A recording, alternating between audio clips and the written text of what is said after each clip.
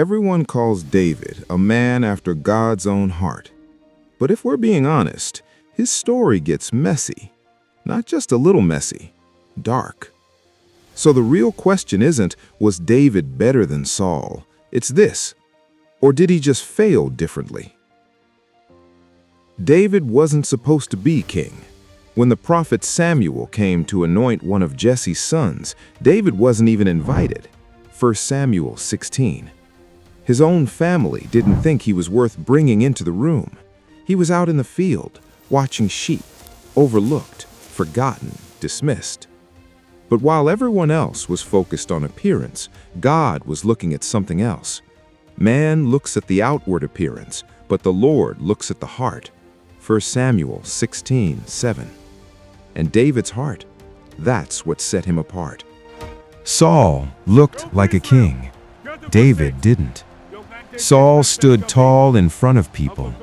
David stood alone in fields. Saul was chosen publicly. David was chosen privately. And right there, you start to see the difference. One was built on image.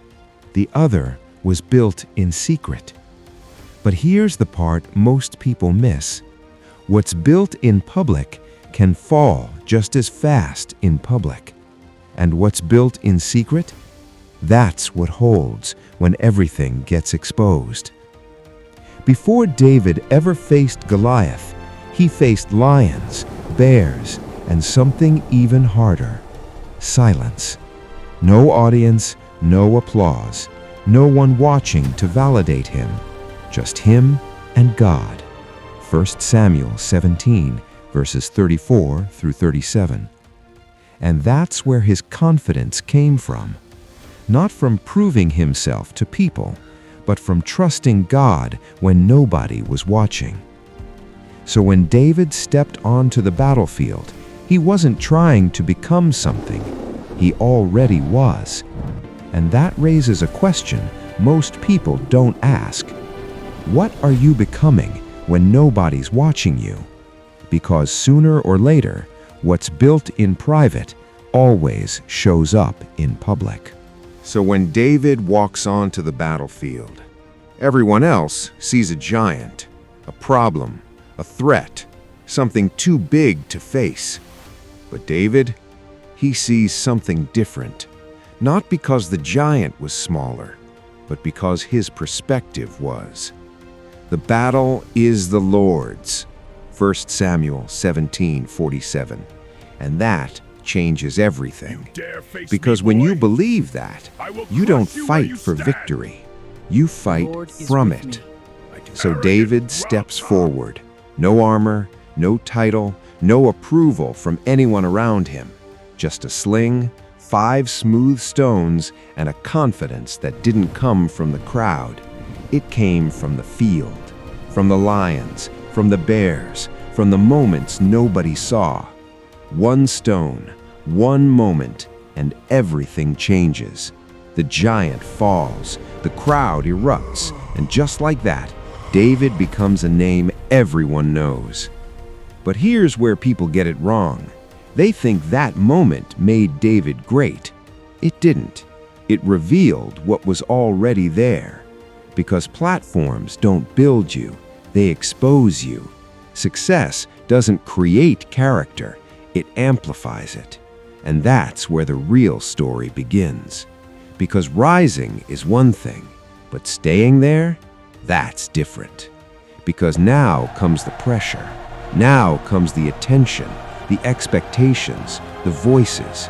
And the same crowd that celebrates you can also shape you if you're not careful. So here's the question most people never ask. What happens after the victory? When the moment is over and the spotlight is on you, who are you then? Because the real test isn't how you rise, it's how you handle what comes after. And David's next chapter? That's where things get complicated. After Goliath, everything changes. David becomes known, celebrated, praised. The same people who watched him walk onto that battlefield now can't stop talking about him. Saul has slain his thousands, and David his tens of thousands. And just like that, everything shifts. Because what used to be private is now public. What used to be hidden is now on display. And the same thing that destroyed Saul starts knocking at David's door. Pressure, attention, expectation. And at first, it feels like a reward, but it's not. It's a test. Because success doesn't just elevate you, it exposes you. It turns the volume up on whatever's already inside you. Your fears get louder. Your desires get stronger. Your weaknesses get harder to ignore. And the dangerous part is, from the outside, everything still looks right. You're winning, you're growing, you're being celebrated. But internally, something else is happening. Because when people start calling your name, it's easy to start listening to the wrong voice. So here's the question. What do you do when the attention you prayed for starts shaping who you are?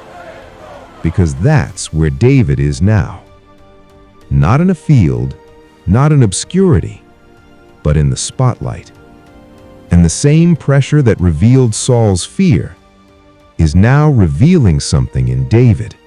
What happens next was never about the crown. It was about what was happening inside him.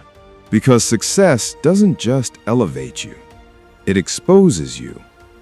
What's already inside you gets louder. Your fears, your desires, your weaknesses. And David, he wasn't immune to any of it. Because later in his story, David makes a decision that looks a lot like Saul's. He sees something he wants, he takes it, and then tries to cover it up. 2 Samuel 11, Bathsheba. And this is where it gets uncomfortable, because the man after God's own heart fails badly. So now the question gets harder. What actually made David different? Because it wasn't perfection. It wasn't clean decisions. It wasn't getting everything right. So what was it? That's what we're breaking down next. Because David's story might hit closer than you think. And if you've ever wrestled with pressure, made a decision you wish you could take back, or felt like success was pulling you in the wrong direction, this next episode is going to show you why that happens, and what actually separates people who recover from those who don't. This isn't just a story, it's a mirror. Follow for episode 3 so you don't miss what could change how you see your own decisions.